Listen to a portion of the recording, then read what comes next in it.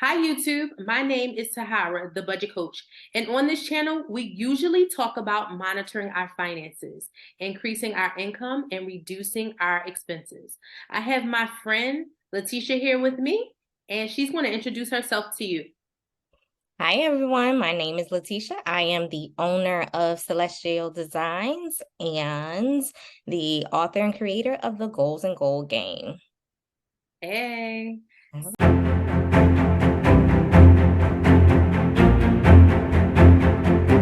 So let's just jump right in. Today, we are talking about goals or no goals. So, do you set goals for yourself or don't you? And this is the question that we're going to be exploring. We're going to have conversation around this topic, and hopefully, you glean something out of it about whether you should or should not set goals. I mean, it's a personal preference. It's totally up to you, but hopefully this conversation will steer you in a direction that you want to be in.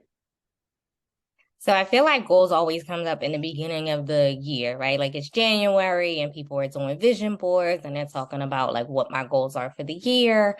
And it just seems like this year the tide shifted. People are like, I'm not doing goals anymore. I'm living this life of ease. And maybe it's just the media that I'm consuming, but it certainly was this idea like we're not doing New Year's resolutions, which in some way and form I see as people making goals for themselves. Yeah. And even I've seen more and more, even like motivational lifestyle people saying, like podcasts and influencers really saying like goals aren't the way to go, right? Yeah. Um, so I was just wondering, like, what are you at with the goals or no goals thing? Like, did you do goals for this year or would you land? So prior to the last few years, I was very diligent at setting goals and setting strategies in place in order to reach those goals, right? So I always had a goal, and at the end of the year, I would reassess or assess on whether I, so to speak, passed or not, right? And at sometimes I met my goals, and sometimes I didn't.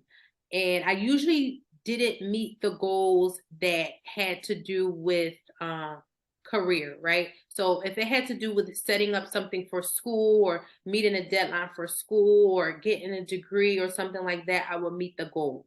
But when it was time for me to set and reach a goal in terms of my career, it's not that I didn't make it. I didn't make it in the time frame that I stated that I would, right? Mhm. And a lot of times it was devastating for me. It was really upsetting. It was it just hurt, right? Because I set this professional goal for myself. I didn't meet it, which means that somebody deemed me unqualified for a particular role or particular position. And then one day, like I was in really a slump and I think I was crying. And then Brian was like, anyway, you you shouldn't be setting goals around positions anyway, because that has to do with people making decisions about you. It has nothing to do with you. It's about people, and the roles that you want are mostly political anyway. And Mhm. then he was like, you should be really setting money goals and forget about all of that other stuff. And I was like, you know what?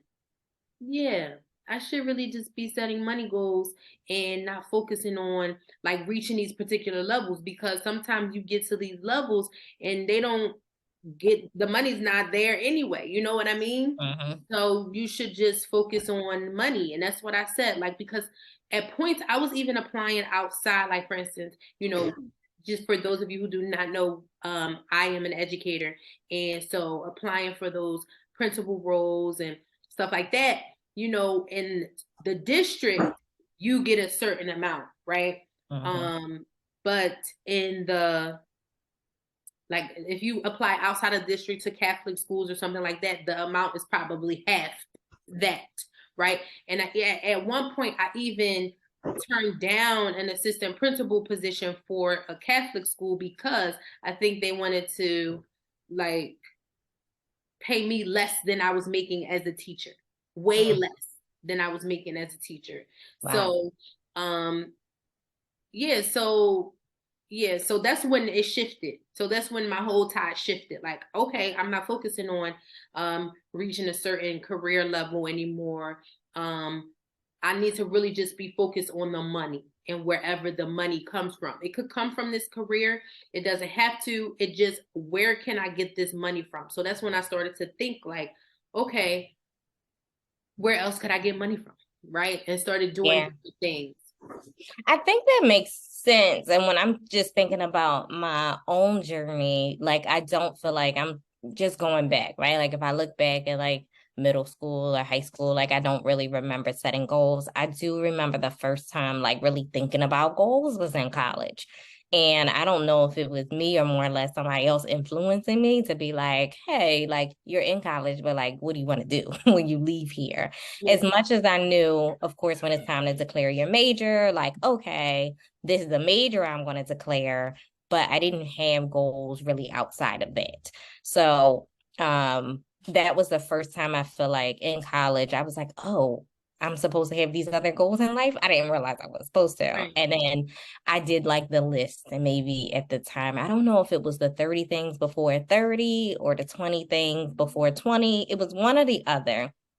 And then that's when I had like crazy stuff. Like I want to go, jump out of an airplane. Like I want to Yeah. make sure I ride a horse on the beach. I want to Yeah. go on a vacation internationally.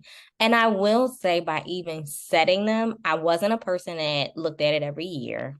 I was never a person to really do New Year's resolutions, but by doing that initial list, Yeah. um, right. I think it was maybe at the end of college, like first year in, undergrad degree.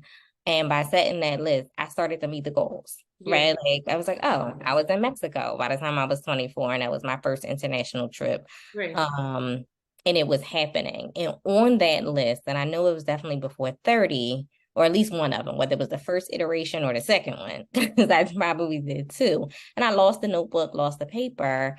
It was, I wanted to have $100,000 before I was 30. That was Hmm. the goal. Right. Um, and I didn't hit it by 30, but I did hit it, I think it was like 32 or Okay. something like that, right? So I was able to meet the goal, but it was only after I had already had it written down in this like vision in mind. And Yeah. I do think that's interesting because a little bit different, like I wanted to be a principal too, Yeah. right? So the speech therapy thing didn't work out because they wanted me to pay for a master's degree for another 2 years. And I'm like, I'm not paying for Yeah. another 2 years for this other degree when I already had this student loan debt. But what can I do? And I kind of like fell in love with teaching, went into teaching, and that it worked out for me, but I'm like, this is not my life forever because I need to make the money. Yeah. And because the money was my goal, it was like, okay, well, if I like teaching, I can teach for 3 years and then I can become a principal. Yeah. And that was my goal, to become a principal because I wanted the money. Yeah. I think Um, status was my goal. I think because I yeah. never really thought about the money. It never Mm-hmm. really dawned on me that I should be worried about the money. And maybe because I was in a comfortable state or position, you know what I mean? I didn't really have that much going out of my pocket for bills or anything like that. So maybe that's why I never really thought about the money until I was like, I don't want to work anymore. And I